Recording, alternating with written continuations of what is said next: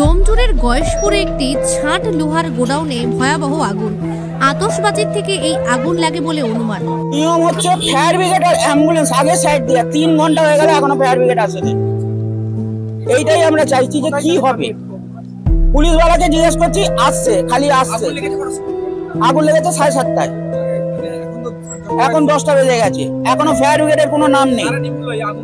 সব আমরা গ্রামবাসীরাই নিবেছে। বাজি থেকে না আগুন লেগেছে, না ক্ষয়ক্ষতি কিছু হয়নি, কিন্তু যার আগুন লেগেছে তার অনেক ক্ষয়ক্ষতি হয়েছে, এখনো পর্যন্ত হচ্ছে, কিন্তু এখনো ফায়ার ব্রিগেডের নাম নেই। ফায়ার ব্রিগেড আসুক, কিন্তু 3 ঘন্টা ধরে ফায়ার ব্রিগেড আসছে। এটা যদি কলকাতায় হতো সঙ্গে সঙ্গে ফায়ার ব্রিগেড আসে, এইখানে গ্রামে বলে এখনো আসছে। এই ঘটনায় একটি গ্যাস সিলিন্ডার ফেটে আগুন ছড়িয়ে পড়ে গোটা এলাকায়। শুক্রবার রাতে আগুন লাগে, বেশ কিছুক্ষণ পরে দমকলের একটিমাত্র ইঞ্জিন এসে পৌঁছায় এবং স্থানীয় বাসিন্দারা জল ঢেলে আগুন নিয়ন্ত্রণে আনার চেষ্টা করে।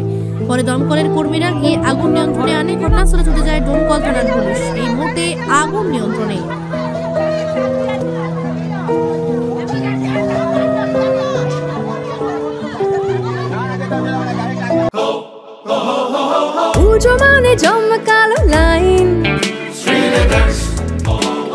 Dropbox lofa lufi ain Srileaders পেপারের ক্যাটালগে আঁকা Srileaders বাঙালির ইমোশনে মাখা Srileaders এ ভরসা কি উপায় জার্নি পায়ে পায়ে পৌঁছে দেবে ঠিক ডেস্টিনেশন বিশ্বমান Srileaders কাটিদা Srileaders শ্রীলেদার্স হাওড়া ময়দান।